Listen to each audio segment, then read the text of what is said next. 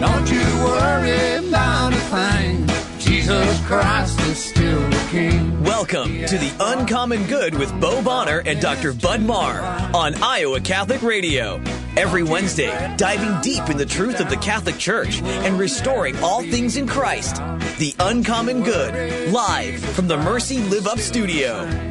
The Uncommon Good is on the air. I'm Bo Bonner. I'm Dr. Bud Marr. We are coming to you live from 1150 AM, 88.5 FM, 94.5 FM, streaming live online, iowacatholicradio.com, and on the Iowa Catholic Radio app, which we have Blessman Ministries and the People's Abstract Company to thank. We are here at the Mercy Live Up Studios with the webcam firing off live if what you really need is to burn your irises with the sweet sight of bearded, overweight men. It is always available if you want to look at that while you're speaking with us. But like I said, here at the Mercy Live Up Studio in a great, wonderful, frigid Wednesday. Bud, how are you doing? I'm doing okay. Had ice crystals forming on my eyelids on the way over, so those are starting to melt. The Iowa winter is here in full force, Bo, and I know when you moved up here to Iowa, this was part of your wish to experience a true sort of north-central winter. Now that it's here, are you happy with yourself? Yeah, well, I was going to say there's a few things with this. On one hand, it's now officially a year that I've been here in Iowa, so that's pretty cool. Another cool thing, a shout-out to my wife. This is our 14th wedding anniversary. Oh, congratulations. Yeah, she's probably still asleep, and it's not like she's going to listen to the show. So I could say, you can tell her that I said like a really wonderful poem or something on air. But as far as the winters go, yes, I've been training for this, Bud, and by training I mean eating a lot of meat and gaining weight, and it's been great. Yeah, you tell our students at Mercy College that your Norman blood was built for weathers like this one, when your people were conquering, I don't know, parts of Europe or whatnot. The snow and the wind and that did not bother you all at all. Not at all. That's why we sailed, the seven seas down to conquer the rest of Europe. You know, you're Nordic-blooded, but you're the kind that hung around because you're not so much of an adventurous conquering type. We were drinking hot cocoa and just staying by the fireplace at times like these. Well, after all of that, like Bud and I talking about our ancestors, we should also point out that Mercy College of Health Sciences, which is wonderful and employs us, also underwrites our show, and we both have been kind of getting back into the groove. Everything starts up for reals, as the kids say, next week when we have classes start back up. We're both on vacation, but what's it like gearing back up for the new semester, Bud? No, this coming Monday is the start of the new semester, and I don't know about you, but even as a student, I always liked those first few days, like taking the cellophane off the textbooks that you wouldn't read. No, I don't know. This week, you and I have been working some on the course shells, That's like right. the interwebs, and we're not gifted necessarily in that area. No. So it's been kind of an uphill climb, but we're almost set for new students, a new spring semester this Monday, January 9th. Right? Yeah, and we've talked about servant leadership a lot that we both teach, but we're also team teaching bioethics this year.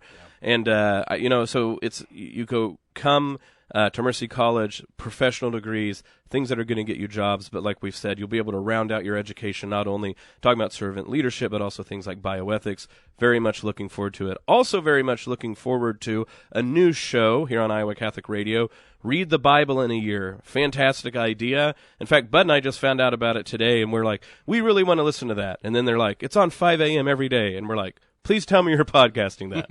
And the answer is yes, they're going to podcast it. So if you're not a 5 a.m. person, you can still hear Gene Wills and Jim Lyons. They're going to podcast and on live every morning, 5 a.m., reading through the Bible in a year. What a fantastic idea.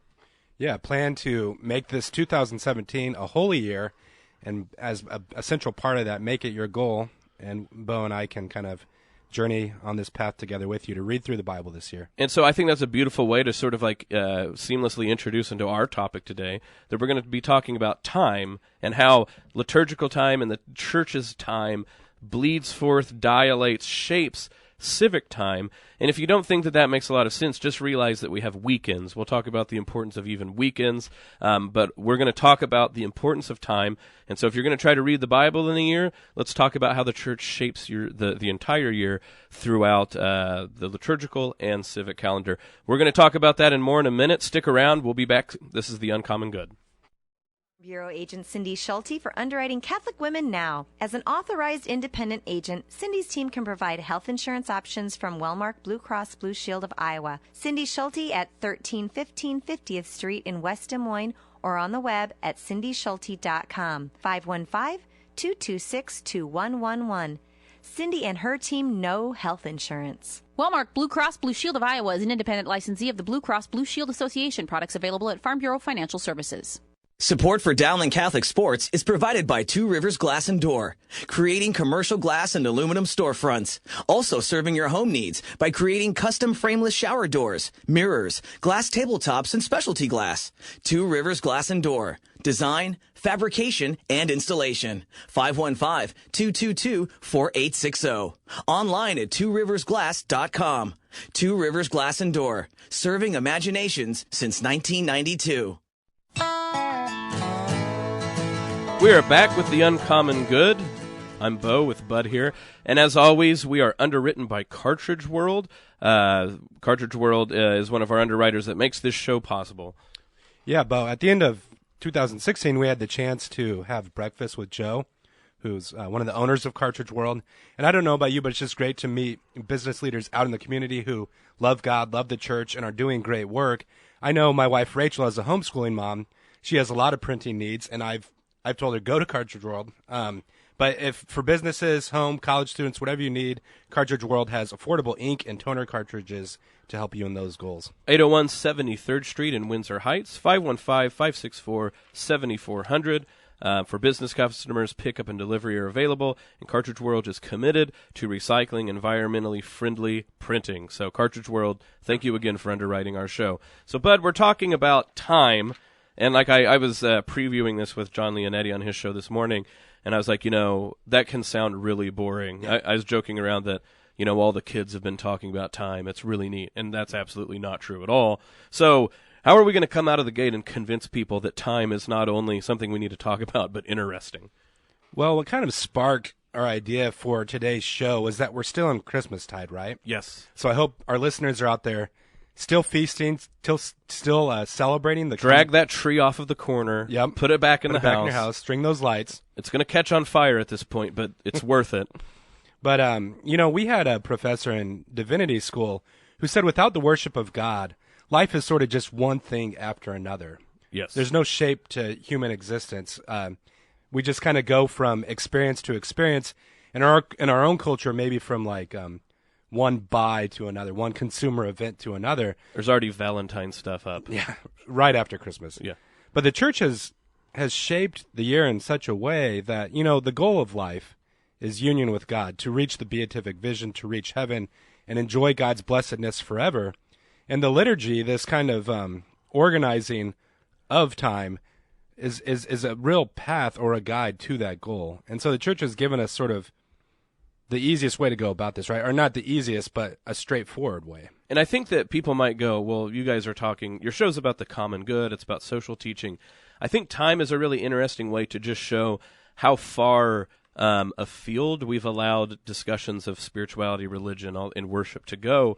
Time has to be one of the most social realities there is. Sure, you have personal time, like you've watched a movie, let's say the prequels of Star Wars or something, and you've gone, has this been going on for 8 hours or a week? This is terrible. And then you've also had wonderful times, say, watching the Big 12 outperform the Big 10 in the bowl season, by leaps and bounds. Easy. And just to say that. And you can go, wow, none of this lasted long enough. I would have loved to watch Oklahoma State destroy Colorado for 2 more hours. But at any rate, be that as it may, the idea is personal time really does seem to just really context dependent.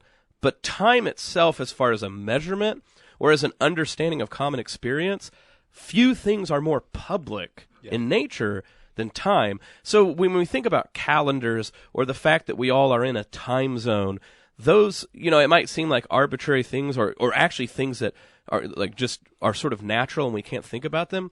But people need to realize that when it came to things like setting clocks at the same time, how much that organized society. The same professor, I think, in Div School made the point that one of the most transformative things in the modern world was a clock, because then people could say, you need to start this service at this time.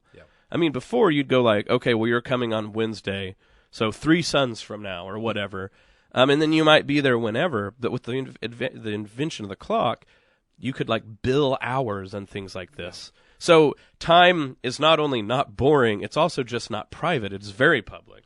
Well, God, through the Catholic Church, has given us so many gifts. And, Bo, you and I have talked about this some, but when it seems like as Christians we drop some of those things, sort of drop the ball, there's this vacuum that's created, and the culture fills those things in. So you think about something like confession and how important that's been in so many saints' spiritual development. As that has waned a little bit for various factors, now you've got Dr. Phil and Oprah, and you turn on the television, and you see all these individuals basically sort of telling their lives to an expert, so to speak. I think it's the same way when we think about the liturgical year. It's so important to integrate this into our families' lives and to teach our children the way that the church shapes time. And as we've seen this wane a little bit, I mean, think about things like Black Friday, Cyber Monday, All Hallows Eve. These have become huge markers for our culture, but they're sort of devoid. They're not directed towards the worship of God, which is the original sort of justice due to the one who created us. And then even ostensibly Catholic holidays like St. Patty's Day or, again, Halloween have become only occasions to party, frankly, in a lot of cases, debauchery. And there's no sort of like sacredness where, as Catholics, we combine that fasting and feasting is built into our holy days, but it's integrated into our own sanctification and directed towards the worship of God. This is The Uncommon Good with Bo and Bud. We're talking about time today, but on that note, I think that another way to talk about this is, we don't have feasting or fasting, like you said. We have just one unmitigated sort of steamrolling of time. And people, most affluent nation in all of history, maybe, right? Like you can go get donuts at 3 a.m. I would love to go in a time machine and like tell people in 900, like, don't worry, in about a century. Anyway, my point, that 3 a.m. craving. Yeah, that 3 a.m. craving where you want like fried, terrible food. Don't worry, humanity comes up with it. But my point being is, there's all this anxiety and exhaustion because there's no warp and weft. There's no contours to time anymore. I actually think about a very odd passage in the Gospels where Jesus is talking about like the people of this age are like children in the marketplace. They asked, I'm going to mess it up here, but the idea is like, you asked why we were mourning and you were mad at us for mourning, and then we were happy and you were mad at us for being happy. And then Jesus says, but wisdom knows her children. And the idea of this passage is that there's a time to feast and a time to fast. This comes from the Old Testament as well. And if you miss these sort of contours, what you're going to do is just wear the human body down and the human mind down. This is why we sleep, for instance. They point out that it might not even be physically necessary to sleep, but your brain needs it. And the same thing with the week, right? If we don't have weekends, which of course weekends come from the people of Israel and the church, plenty of other cultures don't have weekends, right? But if there's not sort of different cycles, then time itself becomes just this merciless slave master that we all fall prey to. And for myself, as I've tried to be more intentional about thinking these things and living into the church's calendar, Bo, I've tried to pay attention even to things like, so in our culture, there's kind of this heyday, this lead up to Christmas, and then Christmas itself is a huge celebration. We open a lot of gifts, and then a lot of times afterwards you can feel kind of down, like it's over. You put all this expectation on it, it's here and it's gone. Well, the church in its wisdom marks out 12 days to celebrate Christmas. So we're still in Christmas tide. We're still celebrating the festival of Christmas until actually Friday, where we're going to celebrate the light to the Gentiles, Epiphany, where the Magi first visited our Lord. But I love how the church marks out that space. So in the Gospels, one of the famous passages regarding the Blessed Virgin Mary is that when the angel tells her that she's going to give birth to the Messiah, it says that she pondered all of these things in her heart. And in our own lives, we're called to imitate Our Lady by reflecting in the same way. I mean, that reflection is so important. Well, the liturgical year gives us that space. So at Christmas time, it's not like, bam, it's here and gone, and we've placed so much pressure on this one day. But afterwards, if you for instance, if you go to daily mass or just pay attention to the calendar, there's this whole period of time in which we can imitate the Blessed Virgin Mary and ponder these things in our heart. That's so important. So what we will talk about, I don't think people talk about as much as they used to, is that we talk about octaves of feasts. So the major feasts, especially traditionally, but even now with Christmas and Easter, they have octaves. So on the 8th day, right?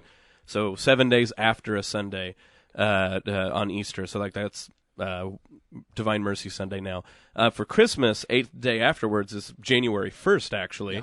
And January 1st is Mary Mother of God, or the Feast of the Circumcision of Jesus. He was circumcised 8 days afterwards, as all Jewish males were.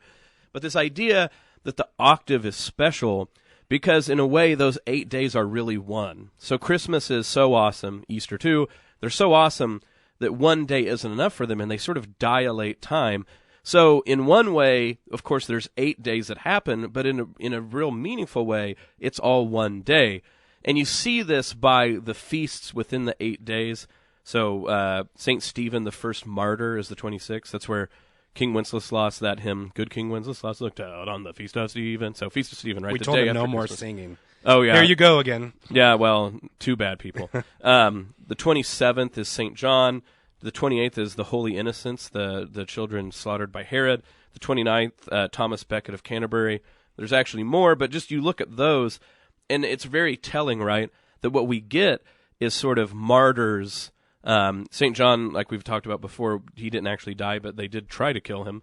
You get martyrs after Christmas that sort of remind us of like the sort of price and the cost and everything that leads up to Jesus Christ becoming incarnate. And it's like you said, those feasts in the practice of the church are a constant reminder that these 8 days are different. In a one way, they're really connected more than just 8 sequential days. Yeah, and earlier, Bo, you were talking about the contrast between the church's liturgical calendar and the way that our culture sometimes marks time. I think we can also think about this in relation to ancient civilizations. We forget how revolutionary it was that God's revelation, so the true God to the people of Israel, it broke from this idea that time was just cyclical, that human life just repeated one thing after another. And it showed that history was moving towards a goal. Of course, with the coming of Christ, that idea is fulfilled or climaxed. I don't know about you, but sometimes when you crack open the catechism, or say a papal encyclical or papal letter, it can feel like really hefty lifting, right? Like, I don't quite understand what's going on here. Some of the truths of the faith, some of the light, the wisdom that the church has given us, we can internalize these things, again, like I said, just by regularly attending Mass. This sort of like, this way of looking at time as God wants us to see it, it's built into the regular prayer and life of the church. So you don't have to read a 400-page tome to grasp it. We're habitual creatures, and so it's about cultivating the right habits. This is the Uncommon Good with Bo and Bud. I think this is a great point. Sometimes when we are here on air and we're talking about things that honestly are both so simple that to talk about them it seems really complex, like time. Yeah. Few people actually think about time, but it's like one of those deals where have you ever like thought about a word too much and then you're like, whoa, radio, and it starts to sound weird. Same thing with time. Time is so basic no one thinks about it, but when you start to think about it, you can really start to sound like you're Jerry Garcia, like, time, man, what is time, bro? So well, you were joking about the kids talking about time. Like, bring this up at your next party. Can I talk to you guys about time? Yeah. You want to talk about time for a while? Heidegger or Augustine? And they're like, no, we don't. Leave. You can't be here anymore. Speaking of time, your time is done.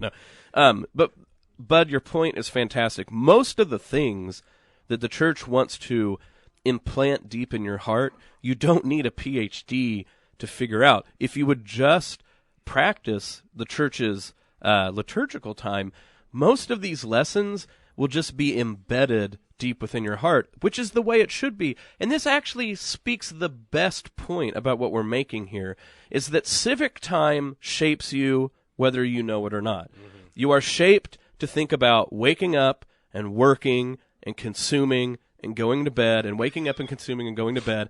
And they decided, okay, we'll take this weekend from the Christians, because then you can have an opportunity to spend more and then compliantly go back to your job for 5 weeks. You see, there's a liturgy even in civic time. This is like James K.A. Smith, who's actually a Protestant who writes fantastic books. He makes this point. Everybody has liturgies. Yeah. Everybody arranges time. So it's not a matter of like, well, you can have liturgies and then we get back to real life. Friends, you will submit to a liturgy whether you know it or not. The question is, do you want to submit to the world's liturgy or the church's liturgy?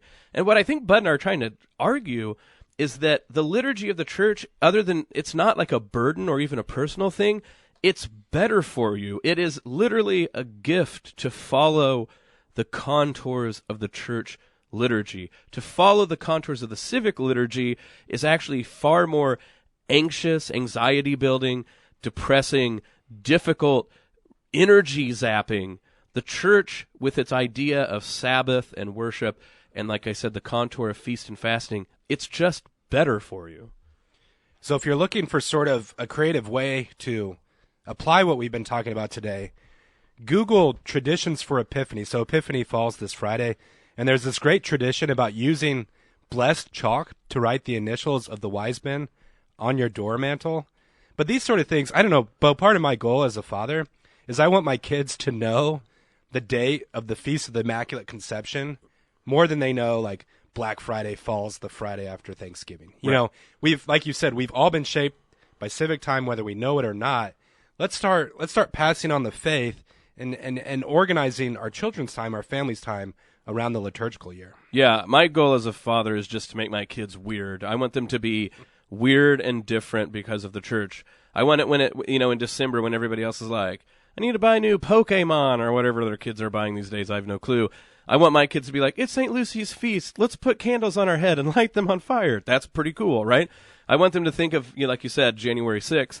Everybody else is like, January 6th, let's throw away the tree and put everything away. I want them to be like, time to write chalk with chalk on stuff. That is what makes life worth living, is to have these unique ways of being in the world instead of just being one cog in a machine. Well, friends, we're going to talk about this a little more. We have a great Moments in Church History for you, and then we'll close out the show because we're running out of time. Get it, bud? And so stick around for a minute, and we'll talk about this a bit more. This is The Uncommon Good with Bo and Bud. Support for programming of Catholic Women Now partially provided by Farm Bureau agent Cindy Schulte. Cindy Schulte on the web at cindyschulte.com, 515-226-2111. Cindy and her team know health insurance. Register now for the 2017 Catholic Women's Conference this February 25th. Don't miss this all-day event with 3 amazing speakers. Go to iowacatholicradio.com. $30 per person and includes lunch. The rosary begins at 7:30 a.m. and the program begins at 9:30 a.m. A wonderful opportunity to grow in your faith and to invite a friend. The Holy Spirit is the theme of the conference, with keynote speaker Father Cedric, special guest speakers Barbara Heil and Andy LaValle. Go to iowacatholicradio.com for more information. Announcing the new Iowa Catholic Radio app. That's right. You can download the new free radio app onto your smartphone or your tablet. Listen anywhere, anytime. Start your day and end your day listening to God-centered radio.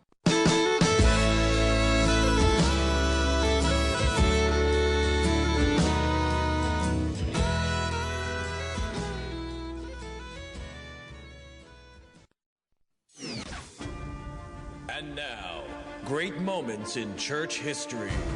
The year, the 900s. The place, Bohemia.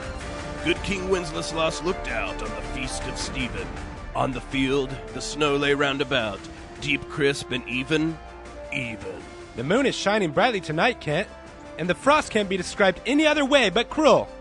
Wait a minute. A poor man just came into sight. He's gathering winter fuel. Wenceslas called his page hither, and his scouting report had showed the yonder peasant was from a good league hence, from underneath a mountain by the forest fence near St. Agnes's fountain.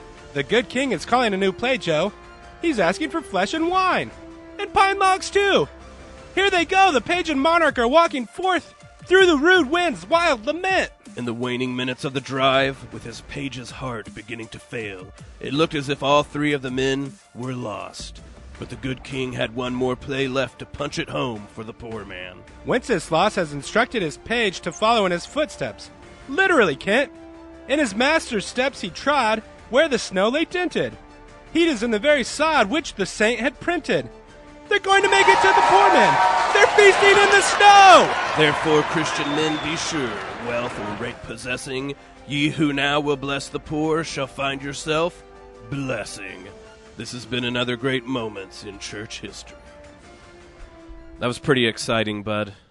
I love football in the snow. I was almost picturing Lambeau there when King Wenceslas was walking out. Instead of like how they have football anymore, it's always like in Arizona and stuff like this. Yeah, and the turf is fake. Yeah, I know that our bishop really likes the Vikings, which, I mean, is one other way that he's suffering for our diocese.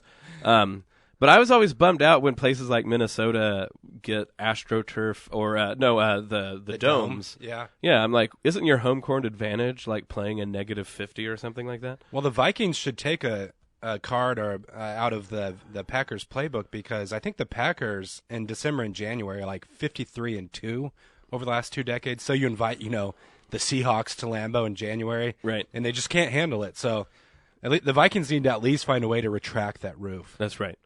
Poor Pete Carroll wearing his board shorts and -15 degrees. His fragile chicken bones. Well, so to wrap up on time, so we don't go too far afield, lambasting Pete Carroll, which is another side project of Bud and I's. So one of the other things with time is Iowa Catholic Radio, to plug ourselves, tries to do a good job of this as well. Starting your day is a good way to make time different than everyone else. So we talked about the Read the Bible in a Year, so 5 a.m. Shortly after that, it's followed by Gregorian chant up until the Rosary at 5:30. We have the Rosary often throughout the day. We try to have in Iowa Catholic Radio a sort of way in which we shape time as well, and I hope people can take advantage of that as well.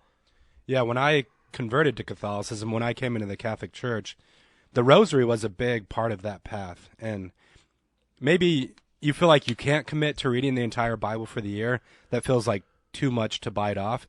And Bo, I've always felt like with spiritual disciplines, you should head towards something that's feasible. The Rosary, of course, can be a great way to enter into the mysteries of the gospel. So the Rosary itself, the 15 decades, are organized around these key points in our Lord's life and in his ministry. And so maybe if you're not feeling the Read the Bible in a Year thing, just tuning in to hear the Rosary at 5:30 every day might be a great discipline. When it comes down to it, folks, though, what we're called to do is to have the time of heaven, which of course is eternity. It's not a clock time, it's eternity, to help God with his goal, which is for eternity to break into the temporal order. And so really, you might not be a great speaker, you might not have a lot of money to donate, but one thing you can do is redeem the time. I forget who I'm plagiarizing here, but St. Paul. Yeah, redeeming the time is what we're called to do. And one of the ways to do that is to live your life according to the liturgical year, the liturgy of the church rather than the civic liturgy, or to do things like read the scriptures, pray the rosary. And when you do that, eternity breaks into time. That's it for us. Speaking of time, God bless all of you. May the peace of Christ, our King, reign in our hearts, in our families, in our cities, in our calendars, and in the entire world. This is The Uncommon Good with Bo and Bud. God bless. Till next time. The Uncommon Good with Bo Bonner and Dr. Bud Marr is heard Wednesdays at 9 a.m. and 9 p.m. on Iowa Catholic Radio and on the official Iowa Catholic Radio app.